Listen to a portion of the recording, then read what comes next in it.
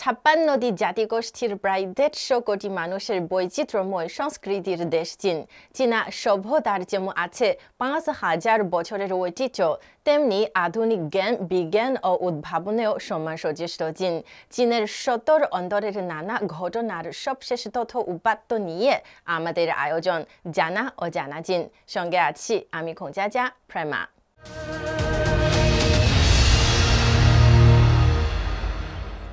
চীনের চাঙে 5 মিশনে চাঁদ থেকে আনা নমুনা নিয়ে বেইজিংয়ে শুরু হয়েছে একটি বিজ্ঞান প্রদর্শনী।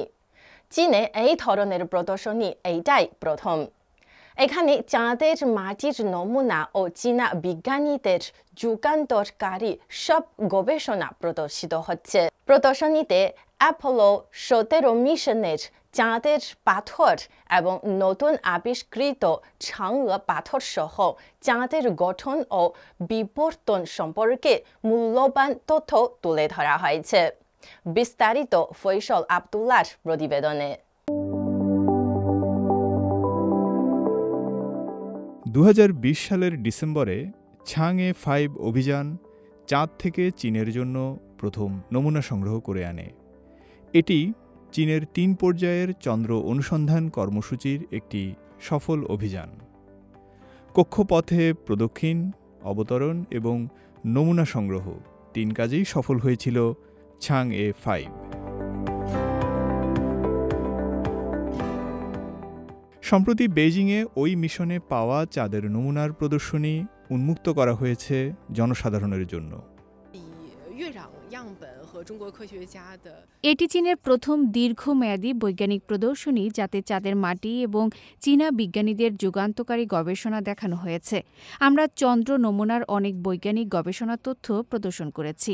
বিজ্ঞানকে জনপ্রিয় করতে আমরা চেষ্টার কমতি রাখিনি।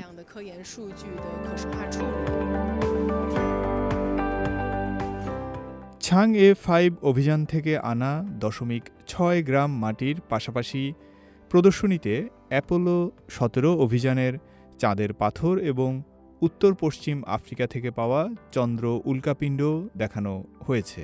এটি চাঁদের গঠন ও বিবর্তনের উপর দিচ্ছে মূল্যবান সব তথ্য। প্রদর্শনীতে চাঙে স্টোন নামের একটি নতুন খনিজ দেখানো হচ্ছে। চাঙে 5 এই নমুনা বহন করে এনেছে বলেই এর এমন নামকরণ করা হয়েছে। এটি চীনা বিজ্ঞানীদের আবিষ্কৃত প্রথম এবং সামগ্রিক বিবেচনায় 6ষ্ঠ চন্দ্র খনিজ। চীন বেশ দুর্দান্তভাবে গ্রহবিজ্ঞানে এগিয়েছে। এটি চীনের জাতীয় সক্ষমতার প্রতিফলন। চাঙে 5-এর জন্য অবতরণ অঞ্চল বাছাই করা, ফেরত আনা নমুনার গবেষণা, চাঁদের খনিজ নিয়ে আমাদের জানাশোনা বেশ উন্নত হয়েছে।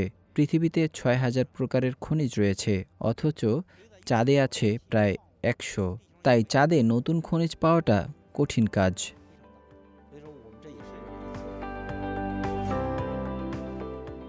বিদায়ী বছরের চাঙে 6 মিশনেও নিয়ে আসা হয়েছে চাঁদের মাটি। সেসব নিয়েও চলছে জোরালো গবেষণা। আর এসব গবেষণা ও প্রদর্শনী প্রমাণ করে ভবিষ্যতের মহাকাশ ও ভিনগ্রহ নিয়ে গবেষণায় সামনের কাতারেই থাকছে চীন। ফয়সল আব্দুল্লাহ, সিএমজি বাংলা।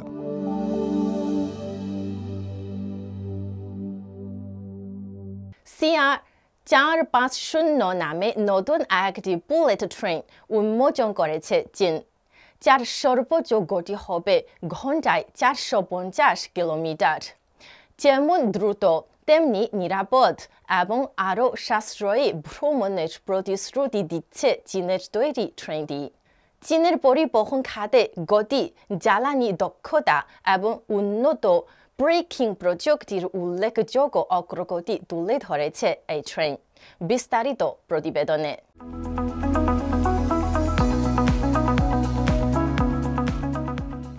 বুলেট ট্রেনে এক নতুন দিগন্ত উন্মোচিত হল চীনে। সাম্প্রতিক পরীক্ষায় উতরে গেছে CR450 নামের একটি পরীক্ষামূলক বুলেট ট্রেন, যার সর্বোচ্চ গতি হবে ঘন্টায় 450 কিলোমিটার। বাণিজ্যিকভাবে ট্রেনটি চলবে ঘন্টায় 400 কিলোমিটার বেগে। এটি আগের চেয়ে যেমন দ্রুত, তেমনি আরও নিরাপদ এবং জ্বালানি সাশ্রয়ী।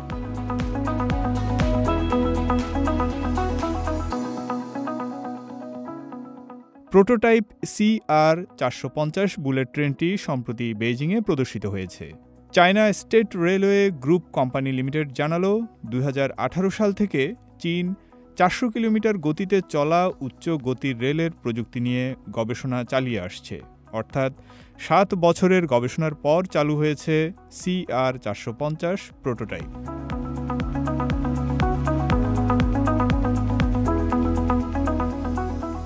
2021 সালে CR450 প্রযুক্তিগত উদ্ভাবন প্রকল্প আনুষ্ঠানিকভাবে চালু হয়। 2022 সালের মধ্যে CR450 এর প্রযুক্তিগত নির্ধারণ চূড়ান্ত হয় এবং পরীক্ষা ও সিমুলেশন সম্পন্ন হয়।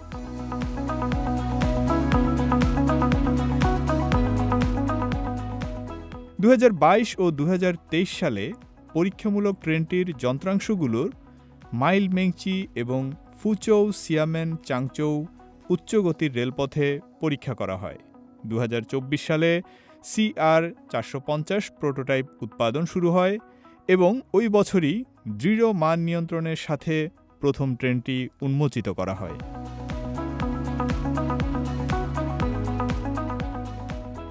CR450-এর প্রধান বৈশিষ্ট্যগুলো হল অপারেটিং গতি, জ্বালানি সাশ্রয়, দূষণ হ্রাস এবং ব্রেকিং দূরত্ব। এর সবকটি গড়েছে নতুন আন্তর্জাতিক মানদণ্ড।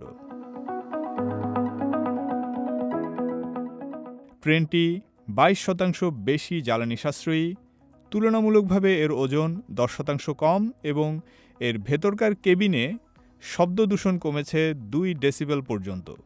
ট্রেনটির ভেতরকার যাত্রী সেবার স্থান বেড়েছে 4%।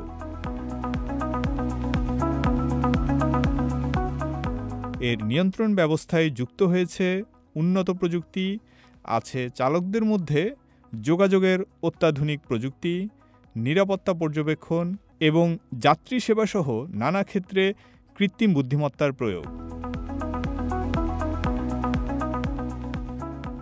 চীন 2008 সালে তার প্রথম উচ্চগতির রেললাইন উদ্বোধন করে। এরপর থেকে বিশ্বের দীর্ঘতম এবং সবচেয়ে উন্নত উচ্চগতির রেল নেটওয়ার্ক তৈরি করেছে দেশটি। গত বছরের সেপ্টেম্বর পর্যন্ত চীনের উচ্চগতির রেল নেটওয়ার্কের দৈর্ঘ্য 46,000 কিলোমিটার অতিক্রম করেছে, যা কিনা বিশ্বের উচ্চগতির রেলওয়ের মোট দৈর্ঘ্যের 70%-এরও বেশি। ফয়সাল আব্দুল্লাহ, CMG বাংলা।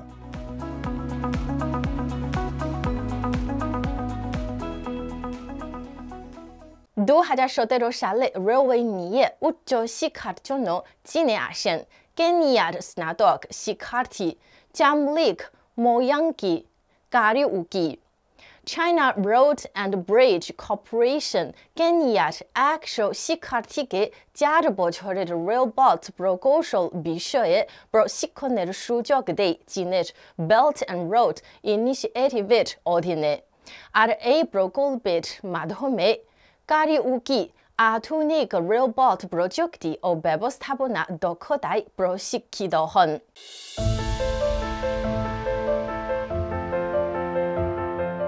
জামলিক মোয়াঙ্গি কারিউকি কেনিয়ার একজন স্নাতক শিক্ষার্থী। পড়াশোনা করছেন বেইজিংয়ের চিয়াওতুং বিশ্ববিদ্যালয়ে সিভিল ইঞ্জিনিয়ারিংয়ে। তবে আশা একদিন তিনি অবদান রাখতে পারবেন কেনিয়ার রেলওয়ে সিস্টেমের দক্ষ বিশেষজ্ঞ হিসেবে। কারিউকি প্রথমবার চীনে আসেন 2017 সালের মার্চে।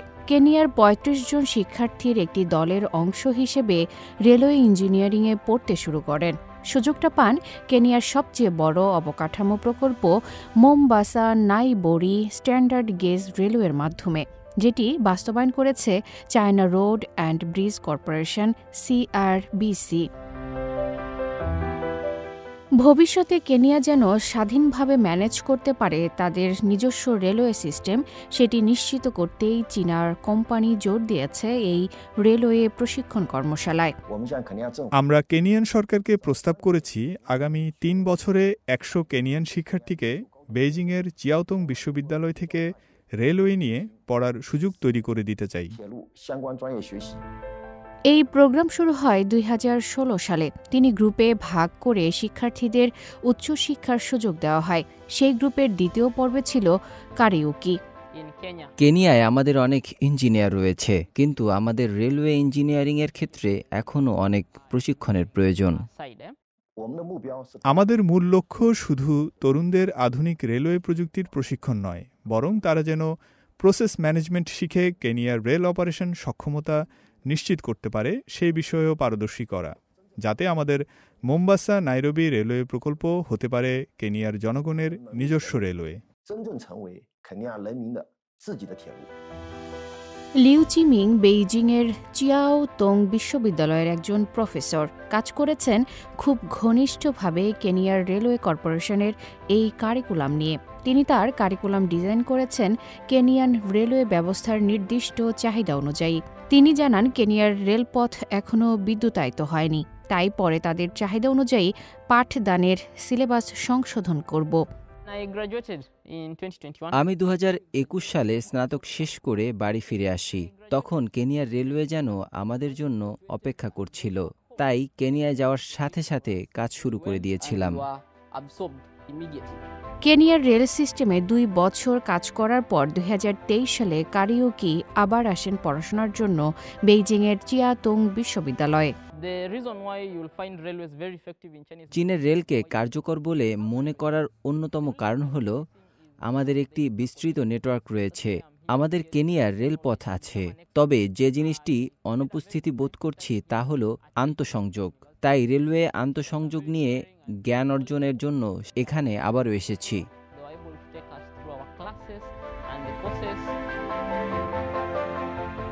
আফরিন মিম, CMG বাংলা।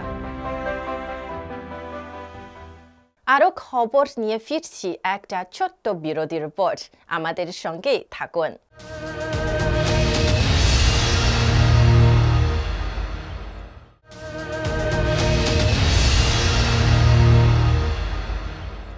দর্শক, বিরতির পর আবারও স্বাগত জানা ও জানা চীনে। এই বছর উল্লেখযোগ্য গতিতে এগিয়েছে চীনের নিম্ন উচ্চতার আকাশ অর্থনীতি। ড্রোন প্রযুক্তি ব্যবহার করে পণ্য পরিবহন, কৃষিকাজ এবং পরিবহন সমস্যার সমাধানে নতুন দিগন্ত উন্মোচিত হয়েছে। ড্রোনের মাধ্যমে পণ্য পরিবহন করা যাচ্ছে আরও দ্রুত, এতে সাশ্রয় হচ্ছে খরচ। পাশাপাশি আন্তর্জাতিক বাণিজ্যের গতি ত্বরান্বিত করছে নতুন air two air transfer model. সম্প্রতি ইউনান প্রদেশের নুজিয়াং লিসু শহরে দেখা গেল নতুন এই অর্থনীতির উত্থান। বিস্তারিত প্রতিবেদনে।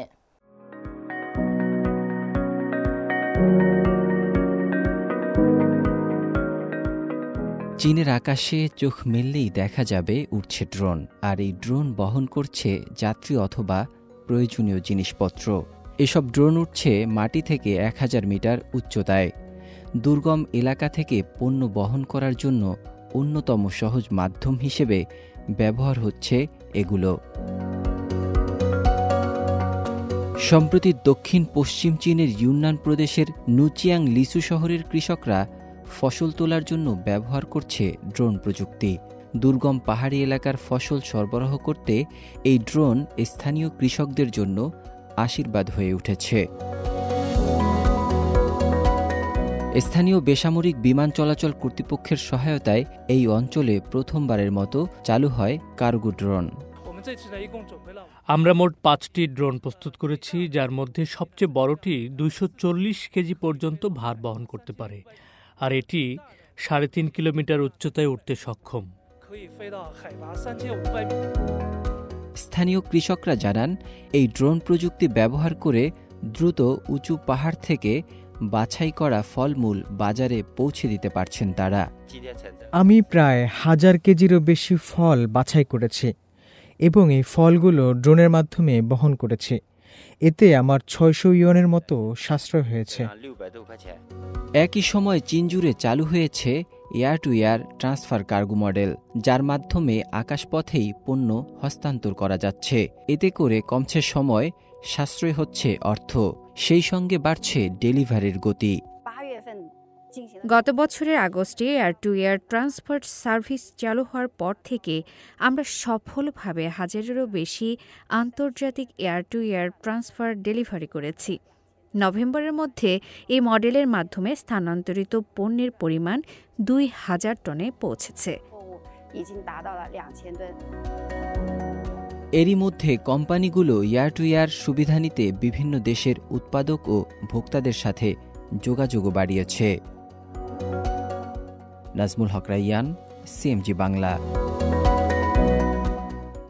চীনে এখন চলছে শীতকালীন নানা বরফ ও তুষার খেলা। স্কি রিসর্টগুলোয় বেড়েছে এই ধরনের খেলার সরঞ্জামের চাহিদা, আর সেই চাহিদা পূরণ করছে চীনেরই নানা প্রতিষ্ঠান। নতুন এই বছর চীনের বরফ ও তুষার অর্থনীতি 1 ট্রিলিয়ন ইউয়ান ছাড়াবে বলে আশা করা হচ্ছে। অন্যদিকে চীনের তুষারের রাজধানী হারবিনে চালু হয়েছে 100টি স্কেটিং রিং, যেখানে সবাই স্কেটিং করতে পারবেন একদম বিনামূল্যে। বিস্তারিত প্রতিবেদনে। চীনের রিসর্টগুলোতে এখন চীনের তৈরি তুষার খেলার সরঞ্জামই ব্যবহার করছেন স্কিয়াররা। বিশেষ করে এশিয়ান ব্যবহারকারীদের সঙ্গে খাপ খায় এমন স্কি পণ্যের চাহিদাই এখন বেশি।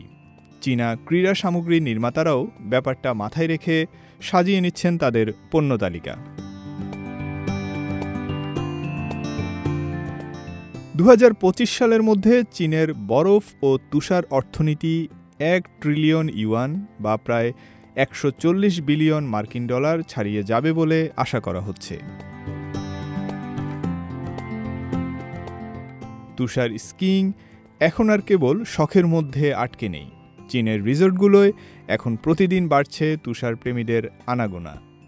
বিশেষ করে উত্তর পূর্ব চীনের চিলিন প্রদেশের অন্যতম সেরা স্কিইং গন্তব্য বেইতাহু স্কি রিসর্টে গড়ে প্রতিদিন আসছেন 10,000 তুষারপ্রেমী। রিসর্টটির 13টি কেবল কারের মধ্যে 11টি চীনের তৈরি। এগুলো প্রতি সেকেন্ডে 6 মিটার গতিতে চলতে পারে এবং স্কিয়ারদের পর্বতের চূড়ায় পৌঁছে দিতে সময় নেয় মাত্র 12 মিনিট। আমাদের কেবল কারগুলোর বাতাস প্রতিরোধ ক্ষমতা বেশ উন্নত। গুণগত মানের আমদানি করা পণ্যের চেয়ে কম নয় এগুলো।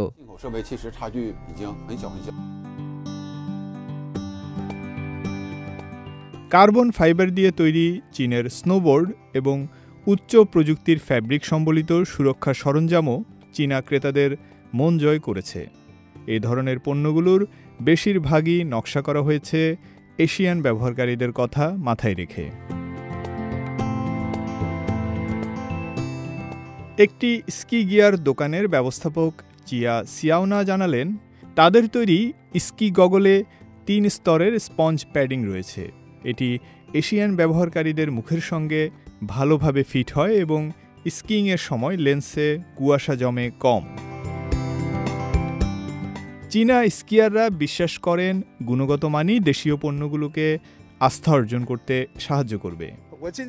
চীনা ব্র্যান্ডগুলোকে নজর কাটতে হলে ব্যতিক্রমধর্মী পারফরম্যান্স দিতে হবে, তাহলে এই ব্র্যান্ডগুলোর প্রতি আস্থা বাড়বে। এটি সময় সাপেক্ষ, কারণ আমরা দীর্ঘদিন ধরে আমদানিকৃত স্নোবোর্ডের উপর নির্ভরশীল। এদিকে শীতের শুরুতে এবং আসন্ন এশিয়ান উইন্টার গেমস উপলক্ষে উত্তর পূর্ব চীনের হেইলংচিয়াং প্রদেশের হারবিন সিটিতে 100টিরও বেশি ফ্রি স্কেটিং রিং চালু হয়েছে। স্থানীয় বরফ ও তুষার পর্যটনে যা এনে দিয়েছে বাড়তি গতি। নগর কর্তৃপক্ষ ঘোষণা করেছে 2025 সালের 5 জানুয়ারির মধ্যে 110টিরও বেশি স্কেটিং রিং জনসাধারণের জন্য উন্মুক্ত থাকবে। পার্ক, স্কয়ার, কলেজ ক্যাম্পাস এবং প্রাকৃতিক জলাশয়ে থাকা এই রিংগুলো স্থানীয় বাসিন্দা ও পর্যটকদের সহজেই তুষার খেলার অভিজ্ঞতা দিচ্ছে। নতুন রিংগুলোর মধ্যে 3টি বড় মাপের ভেন্যু রয়েছে। এর একটি এশিয়ার বৃহত্তম, যার আয়তন 8 লাখ বর্গমিটারের বেশি। 2025 সালের 7 থেকে 14 ফেব্রুয়ারি অনুষ্ঠিতব্য নবম এশিয়ান উইন্টার গেমসে 34টি দেশ ও অঞ্চলের 1,500-এরও বেশি অ্যাথলেট অংশগ্রহণের জন্য নিবন্ধিত হয়েছে। সবকিছু মিলিয়ে চীনে এবারের শীতের মৌসুমের খেলাধুলা পৌঁছেছে রেকর্ড উচ্চতায়। ফয়সাল আবদুল্লাহ, সিএমজি বাংলা।